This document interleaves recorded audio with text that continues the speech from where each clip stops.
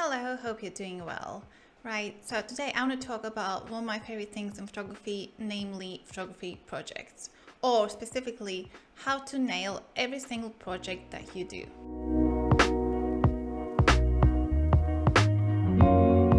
So if you know me or if you follow me somewhere on Instagram or here on YouTube or on Fsteppers, you know that I always talk about photography projects. For me, it's a way just to sort of compartmentalize my photography.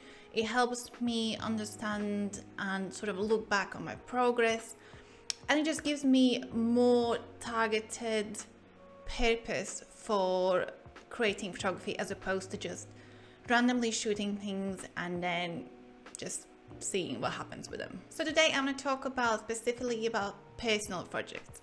I'm not talking about like taking on clients, projects and things like that. I'm talking specifically about personal projects. So you're in charge and basically you're the only person that needs pleasing. You're the judge and you're also the one who will receive the prize, namely the satisfaction and just joy out of finishing something that you started off on your own. So I know even with the best intentions in the world, it is easy to take on a project and you have these grand elaborate plans, and then next thing you know, life gets in the way or we just lose motivation halfway through. So here are a few tips that will hopefully help you successfully finish your next project. So first of all, you need to know what you're actually trying to achieve. Now I know that sounds quite obvious because how do you start something without knowing what you're trying to do?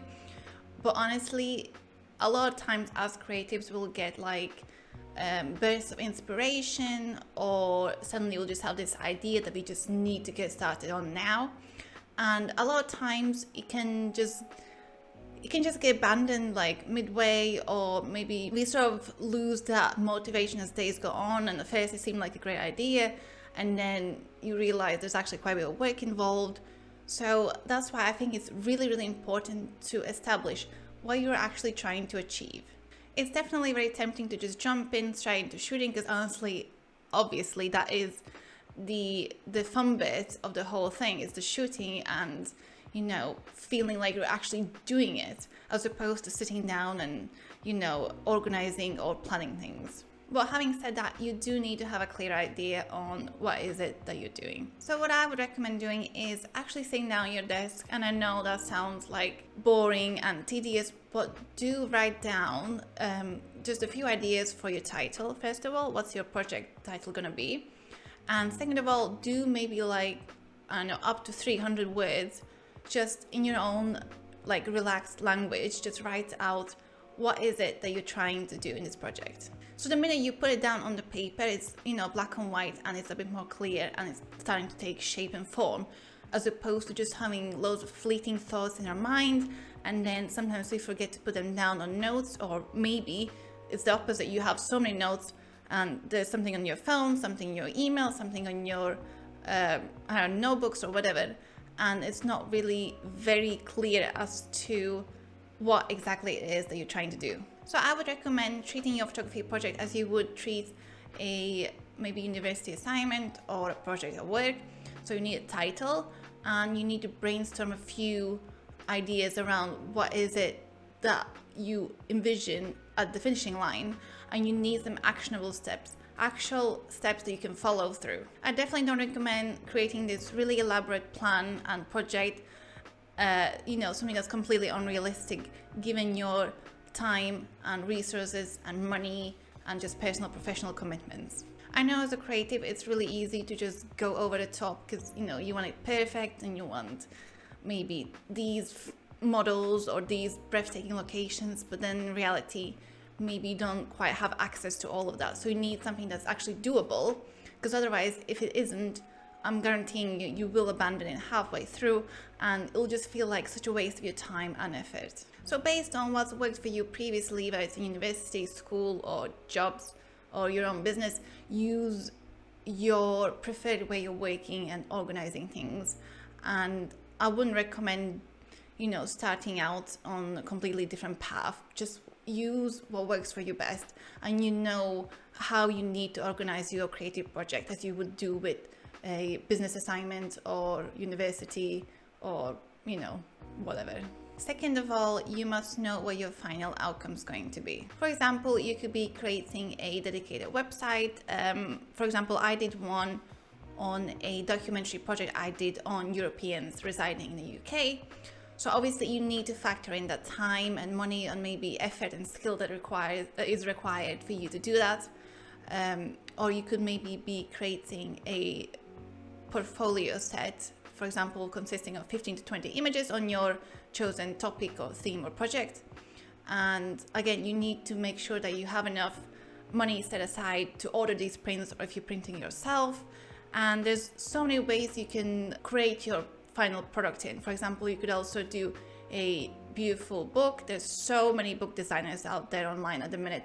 Literally, wherever you live in the world, there's a affordable book designer out there. There are so many print labs now, and you don't even need to be a professional to have access to them. You don't have to have a professional account, because I know a lot of hobbyist photographers enjoy photography projects, but they may not necessarily have access to a professional print lab that only accepts people with established businesses.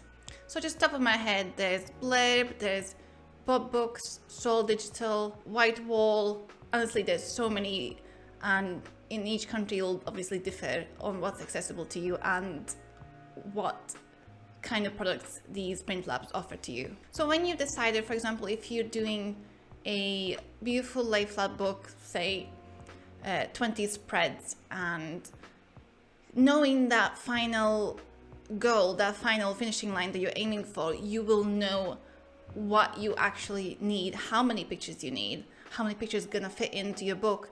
And having that structure and having those goalposts to aim for, you will know how to fill in the blanks, which is going out, shooting, editing, and exporting those images.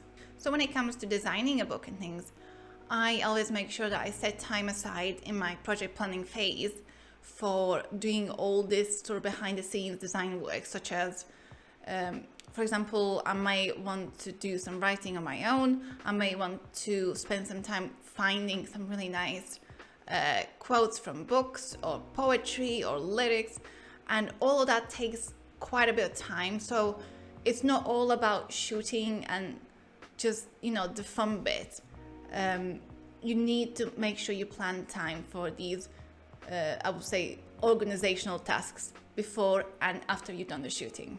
I know that not all of us have the monetary resources for things like books, because it can come quite costly, especially if you're doing quite a big project. But you can still commit to something that you can present online. For example, a simple presentation. And there's quite a few websites and programs that you can do for free.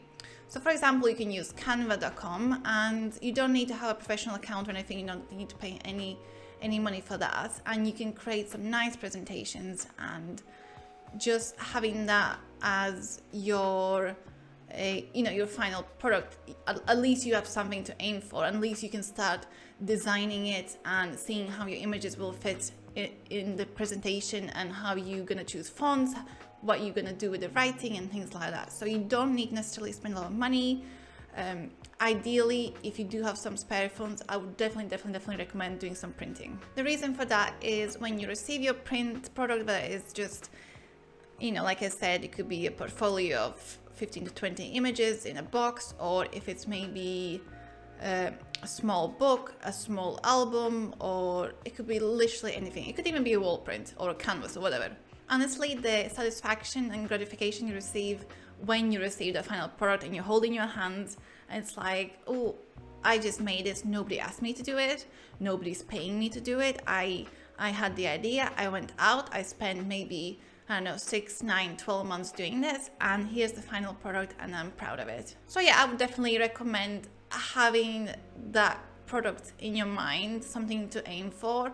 Otherwise, it's going to be hard to know how many pictures to create, what type of pictures to edit, and even things like, are you doing both landscape and portrait images? Are you doing just portrait images? Are you doing square?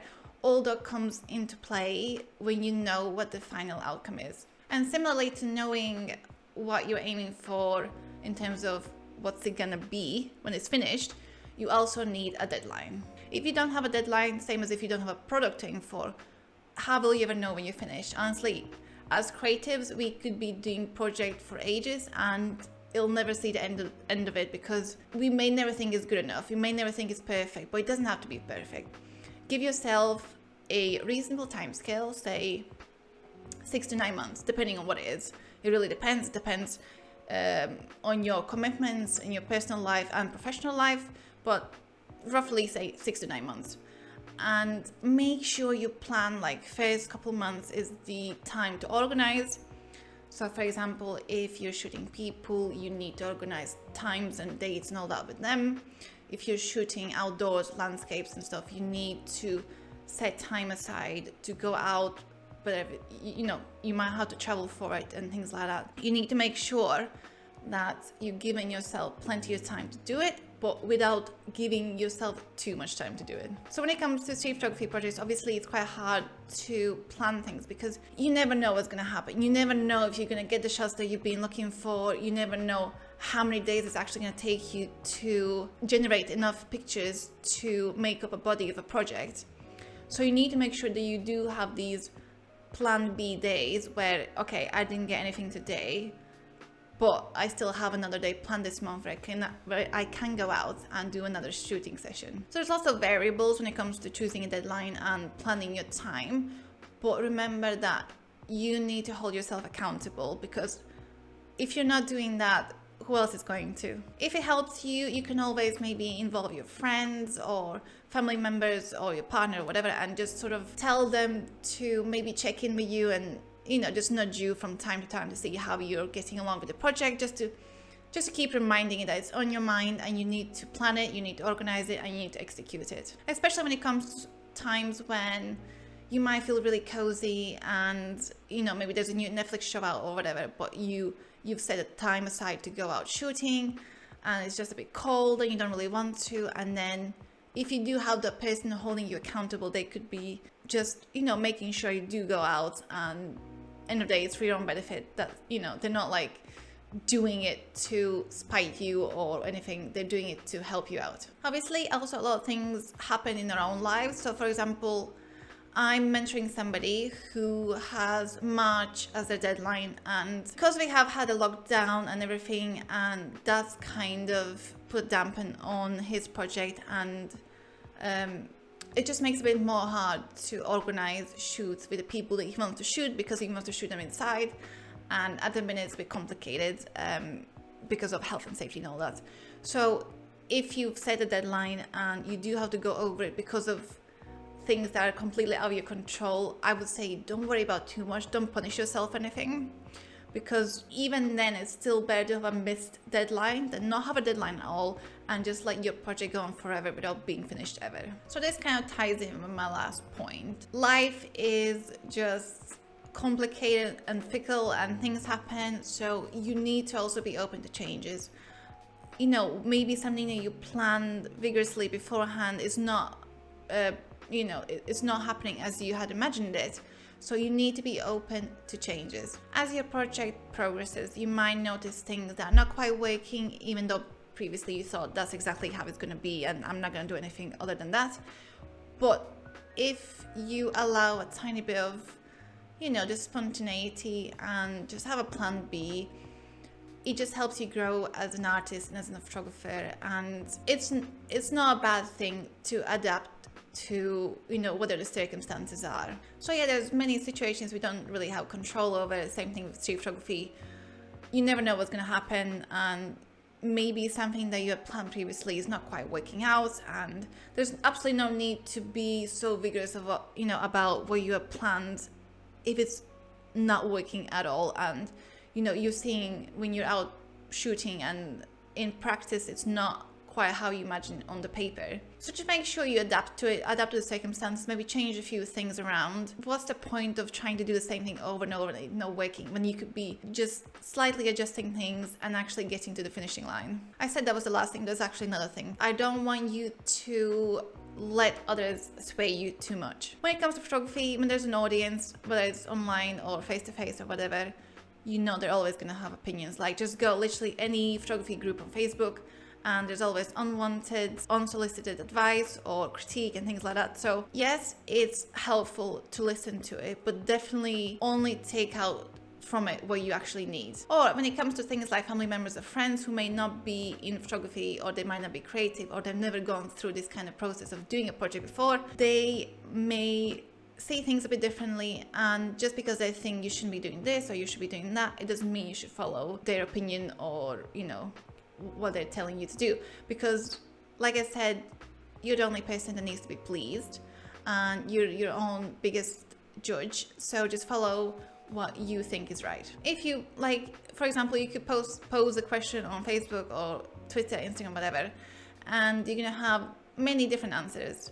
So who's to say who is right? So just go with your gut, go what feels right and what is right for your photography and your progress. And don't forget, personal photography is exactly that, it's personal. It's like trying to give advice to somebody who's writing very personal poetry or doing painting. You know, that's personal to them. They're expressing their thoughts, emotions and feelings and just how they see the world, and that goes the same for photography. And at the end of the day, regardless of what other people say, you should enjoy the process. And I know there's going to be the bits that may not seem as enjoyable and fun, such as organizing things and getting in touch with people and having deadlines and doing some writing and stuff like that.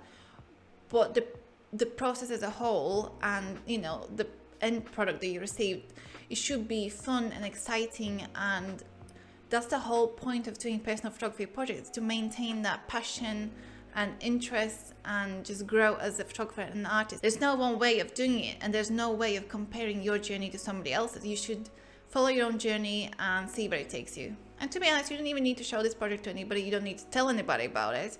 If you want to keep it personal to yourself, you can do. I know we live in a digital world, and it feels like everything you do must be put online and it must be seen by everybody, but you don't really have to do that. It's like if somebody is doing crafts, or I don't know, they're making something out of clay or doing some baking. It's fun, it's enjoyable, and they do it for themselves, and you shouldn't feel obliged to either commercialize it or to share it with others. So all in all, the few things that you need is, you need to know what you're trying to achieve and why.